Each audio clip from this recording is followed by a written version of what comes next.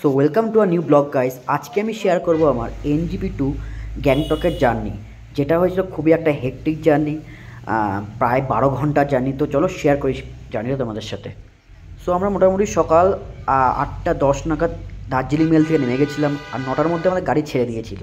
তো গাড়ি ধরে আমরা মোটামুটি 9টার সময় বেরিয়ে যাই। আস্তে আস্তে রাস্তা ধরে এগোতে থাকি আমরা গ্যাংটকের রাস্তায়। সবার প্রথমে আমরা পার করি বেঙ্গল সাফারি।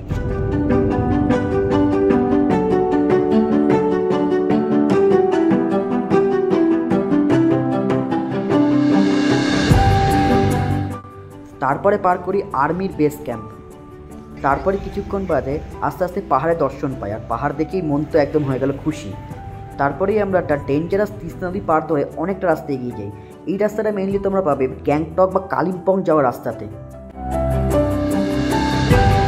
আর এদিকে যাওয়ার রাস্তা খুবই বাজে হয়েছিল, খুবই বাজে। অনেকক্ষণ টাইম লাগছিলো, পুরো ওয়ান ওয়ে রাস্তা হয়ে যাচ্ছিলো, অনেক জ্যাম হচ্ছিলো, অনেকটাই ল্যান্ডস্লাইড হয়েছিলো এই মনসুন সিজনে। তো রাস্তার অবস্থা খুবই বাজে।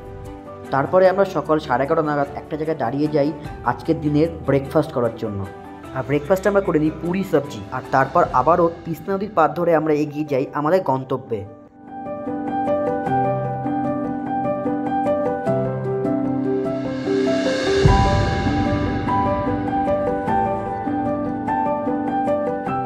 আর রাস্তার অবস্থা দেখলে তোমরা বুঝতে পারবে কতটাই বাজে ছিল। এমনি পাহাড়ি রাস্তা, তার মধ্যে রাস্তা এরকম খারাপ হয়ে থাকে, খারাপ হয়ে যাবে ওয়ান ওয়ে, মানে কিছুক্ষণ গাড়ি এদিক দিয়ে আসবে, তারপরে কিছুক্ষণ বাদে এদিক দিয়ে ওদিকে যাবে। খুবই বাজে অবস্থা হয়েছিল রাস্তার। এই জন্যই মেনলি আমাদের 12 ঘন্টা লেগেছিল 4 ঘন্টার জার্নিতে।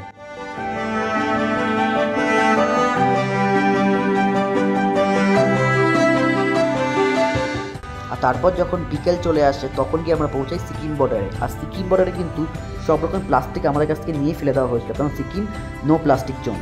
আর সবার প্রথমে সিকিমে ঢুকে তো আমরা নো প্লাস্টিকটা বুঝতে পারলাম ডেভেলপমেন্টে।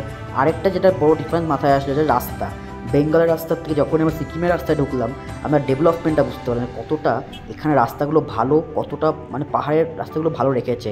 হ্যাঁ, ল্যান্ডস্লাইড তো ওখানেও হয়েছে, এখানেও অবশ্যই হওয়ার কথা ছিল, কিন্তু এখানে দেখো রাস্তা কতটা ভালো, কত সুন্দর বা কত বড় রাস্তা, কত ভালো করে বানানো রয়েছে। এখানেই একটা হিউজ ডিফারেন্স বেঙ্গলের সাথে সিকিমের। আর তারপর সিকিমেরও জ্যামটা কাটাতে কাটাতে আমরা আস্তে আস্তে আমাদের গন্তব্যের দিকে এগোতে। তারপর গ্যাংটকের একটা ট্যাক্সি স্ট্যান্ডে আমার গাড়ি দাঁড় করালো, কারণ গাড়ি হোটেল অবধি যায় না। এরপরে আমি যেতে হলে ট্যাক্সি ভাড়া করতে হবে। আর এখানেই হলো একটা বড় স্ক্যাম, কারণ যে ট্যাক্সি 150 টাকা সেটা আমাদের কাছ থেকে 300 টাকা নিচ্ছে, কারণ রাত্রেবেলা, তার উপরে বৃষ্টি হচ্ছে, তো জানে যে যেতেই হবে। আর রাস্তায় অন্য কোনো গাড়িও নেই, তো এদের কাছ থেকেই গাড়ি নিতে হবে, আর ডবল ভাড়াতে। তো ঠিক আছে, 5 মিনিটের রাস্তা 300 টাকা দিয়ে ফাইনালি আমরা 7টা নাগাদ হোটেলে এসে পৌঁছালাম। আমার হোটেলের নাম ছিল টার্নিং পয়েন্ট। সত্যি একটা হেক্টিক ডে। 9টার সময় গাড়ি ছেড়েছে, এখন বাজে 7টা।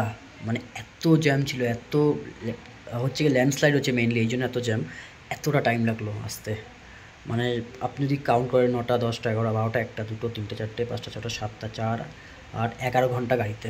বাইরে তো বাদ দিন, সারাদিন পরে মানে এই রুমটা পেলাম। রুমটা খুব ভালো, ভিউটা খুব সুন্দর। আমি সকালবেলা ভিউটা দেখাবো। এখন খুব ক্লাউডি রয়েছে, খুব বৃষ্টি পড়ছে। আর আপনি রুমটা দেখেন, রুমটা খুবই ভালো, নতুন হোটেল। এটাই হচ্ছে ইন্টেরিয়ার চারিদিকের, খুব সুন্দর করে সাজানো, কালারিংটা খুব ভালো, বেডটা খুব সুন্দর সাজানো আছে, স্মার্ট টিভি আছে, ওয়াইফাই আছে, এখানে একটা সুন্দর একটা টেবিল ল্যাম্প আছে, এরকম চালিয়ে দেখাই যদি, খুব সুন্দর লাইট। এখানে ব্ল্যাঙ্কেট আছে, এখানে ক্যাটলি আছে, সুন্দর ভিউ আছে, পুরো সিটির ভিউ। সকালবেলা খুব ভালো ভিউ আসবে, আমি দেখাবো অবশ্যই। আমরা যেহেতু আজকে লাঞ্চ আমাদের ছিল, আমরা মিস করেছি, তো আসার পরে বলছি চাউমিন করে দেবে বলেছে। দিতেই বলছিল, চাও দিয়েছে। যত দূর দূর অবধি দেখতে পাচ্ছেন, একটু আগে কিচ্ছুটা দেখা যাচ্ছিল না, এতটাই মেঘলা ছিল। দেখুন ওই যে, এটা কিন্তু পুরো মেঘে ঢাকা ছিল। এখন ওয়েদারটা খুবই খারাপ আছে, তো এখন একটু ক্লিয়ার হয়েছিল। মানে একটু আগে এই যে হোটেলটা, এইটা দেখা যাচ্ছিল না, এতটাই মেঘ ছিল। বা যাই বলুন, এখান দিয়ে চারিদিকে ভিউটা কিন্তু দারুণ একটা ভিউ, এত সুন্দর। এখান থেকে মানে মেঘটা বইছে, আর উপর থেকে পুরো একটা মানে সিটি দেখা যাচ্ছে না, মানে ভিউটা সত্যি খুব শান্তিপ্রিয়, খুবই ভালো লাগছে এই ভিউটা দেখতে। তো তারপর আমরা চলে গেছিলাম মোটামুটি রাত 9:30 10টা নাগাদ ডিনার করতে। উপরে ছাদে ওদের একটা ডিনার জায়গা আছে, যেখানে ডিনার হল, সেখানে ডিনার করতে চলে গেছিলাম। আর এটাই ছিল আমাদের ডিনার হল। সো ডিনারে ছিল হচ্ছে প্রথমেই ভাত, একটা পাঁপড়, তার সাথে ডাল, ডালের পর ছিল হচ্ছে একটা সবজির পর ছিল হচ্ছে মাছ, যেটা সত্যি এখানে একটা অদ্ভুত ব্যাপার। গুড মর্নিং, একটা খুব সুন্দর ঘুমের পর উঠে যাচ্ছি, শুভ সকাল। তো যেরকম বলেছিল যে এই ভিডিওটা দেখাবো, তো সুন্দর একটা মর্নিং হয়েছে।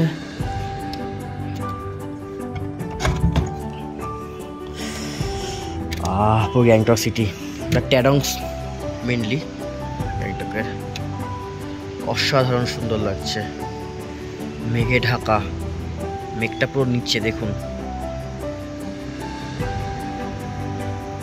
এই ভিউটা মেনলি হচ্ছে বাথরুম থেকে, এই লেফট সাইডটার ভিউটা অসাধারণ লাগছে, মেঘটা কি সুন্দর লাগছে দেখুন।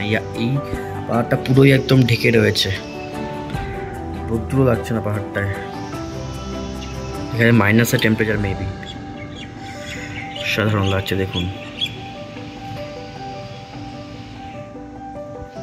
মেঘটা নিচে যা সুন্দর লাগছে বলার বাইরে। সো তারপর সকালবেলা আমরা করে নিয়েছিলাম আমাদের ব্রেকফাস্ট। তো আজকে তো আমরা এখান থেকে লেফট হচ্ছি, বা এই হোটেলটা আমি ছেড়ে দিচ্ছি, ট্যাডং থেকে বেরিয়ে যাচ্ছি গ্যাংটক দিয়ে। তো পরের ভিডিওটা মেনলি আসতে চলেছে হচ্ছে নাথুলা পাস আর জুরুকের, তো ওখানে যাচ্ছি আজকে। তো ওই ভিডিওটা নেক্সট আসতে চলেছে, খুবই এক্সাইটিং ভিডিও, ওটা অবশ্যই মিস করবেন না। আর এই ভিডিওটা ভালো লাগলে অবশ্যই লাইক এন্ড সাবস্ক্রাইব করবেন। Thank you.